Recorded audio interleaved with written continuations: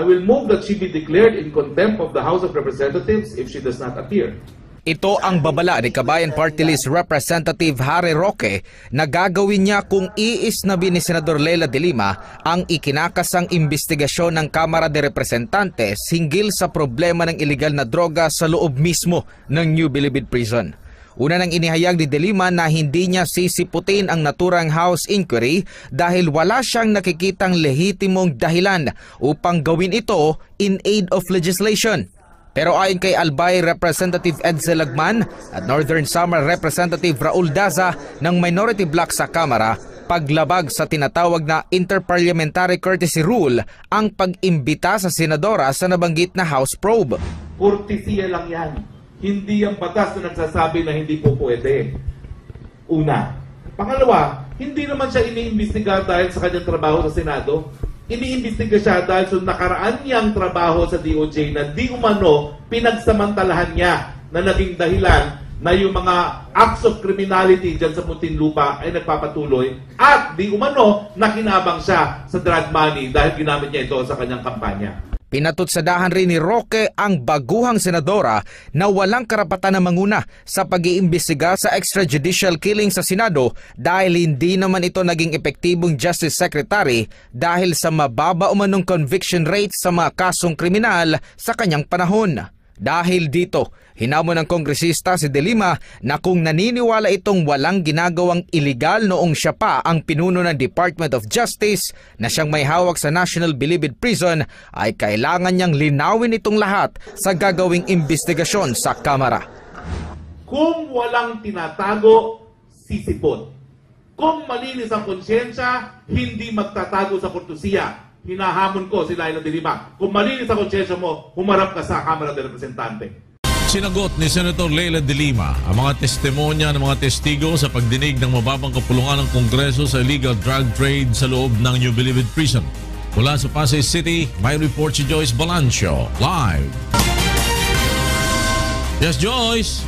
Magandang tanghali sa floor. Sa isang press conference ngayong umaga nga ay nagsalita muli si Senator Leila de Lima sa mga muli natatanggap niyang harassment magmula ng mga isang publiko sa House Committee on Justice hearing. Itong mga nakarang araw, ang kanyang personal contact details, kabilang nga dyan floor, ang kanyang phone number at address.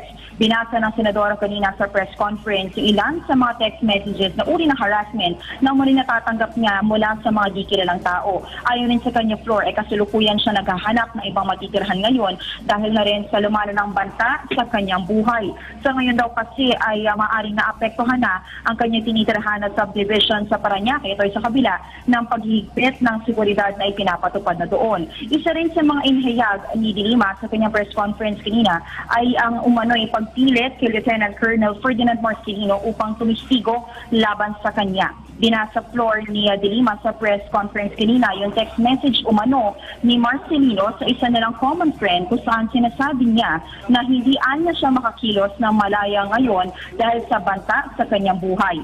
Ayon sa umano yung text message ni Marcelino ay pinipilit umano siya upang lumantad at ituro si de Lima bilang pangunahing protektor ng mga sindikato ng droga.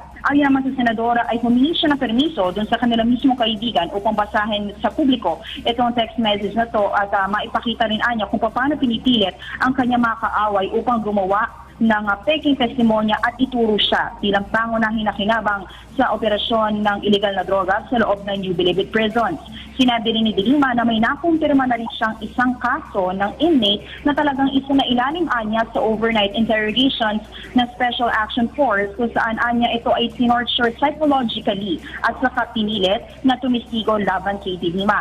Samantala nagpaliwanag naman yung senadora sa ilan sa mga nailantad na alegasyon laban sa kanya magmula nga na magsimula yung hearing ng House Committee on Justice, kabilang na dyan floor, yung questionable raid na ginawa nila sa maximum compound ng New Bilibid Prisons taong 2014.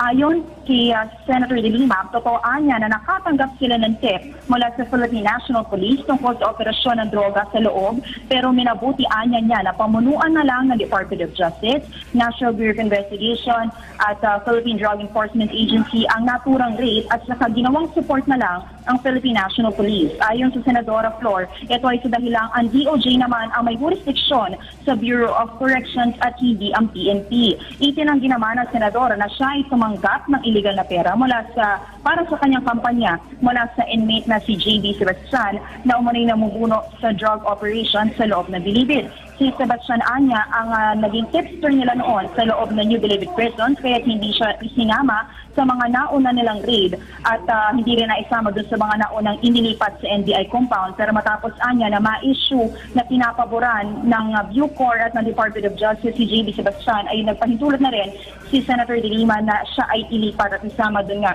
sa Bilibid 19. Samantala, umaasa naman ang senadora na magiging patas yung kalalabasan ng committee report ng House Committee on Justice. Pero ayon sa kanya ay hindi na siya magugulat kung sakaling ito yung si JB Sebastian na to na tinuturo nga na kumukuha ng pera mula sa illegal na droga ay mag-testify na rin laban sa kanya. Samantala, Flor, mamaya ay magkakaroon o ipagpapatuloy dito sa Senado ang pagdinig ng Senate Committee on Justice and Human Rights patungkol sa mga manikaso na extrajudicial killings at summary execution sa bansa. Pero sa pagkakataong ito, si Senator Richard Gordon na yung uupong chairperson nito. Ayon kay Senator De Lima ay handa siyang humarap din dyan at magbigay ng kanyang partisipasyon sa kabuuan ng pagdinig.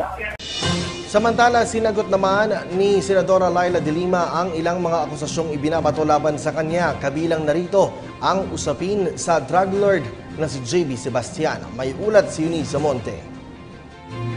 Bago magsimula ang Senate hearing sa di umano'y extrajudicial killings, ay muling ipinatawag ni Senator Laila De Lima ang media para sa isang press conference. Dito, kanya inihayag na nanganganib na ang kanyang buhay dahil sa kaliwat kanang pambabastos at death threats na kanyang natatanggap mula nang i-anunsyo sa publiko ang kanyang numero. Sa katunayan, binasa niya pa sa media ang ilan sa mga text messages na di umano'y kanyang natatanggap. Harassing, intimidating, text from this number. Kasi ito ang numero that the committee had so recklessly allowed to be publicly disclosed in the course of the inquiry the other day. I told you about it. I issued a statement in respect to that. Tuloy, hindi ko na magamit itong numero na to. Halos wala nang pumapasok na mga legitimate na mga text. Puro na lang mga pambabastos. Puro na lang mga pananakot.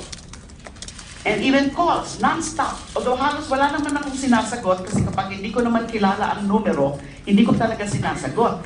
Pero the fact na non-stop, lalo na nung isang gabi, I'm sure galing talaga sa mga kampo na yan. I mean, these are, by the nature of the text, by the nature of the messages, this could only come from these trawlers.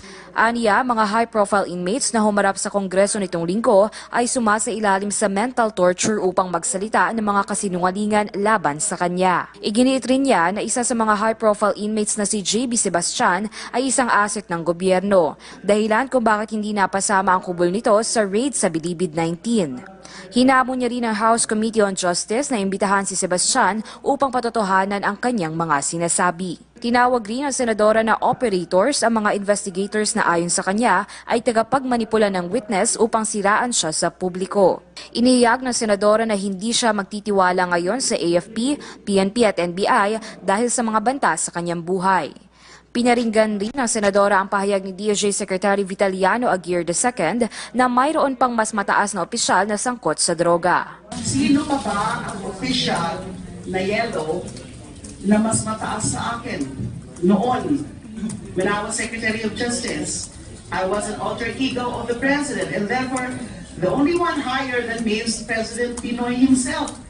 And so are they saying it's my President who is also a beneficiary of all these things? Of course not. You know Pinoy. I mean, dagdag pa ng senadora, ayaw niya muna magsalita tungkol sa mga kasinungalingang paratang ng mga witnesses dahil inaantay niya pa na matapos ang lahat ng testigo bago niya pabulaanan ang mga testimonya nito. Para sa PTV News, Eunice Monte.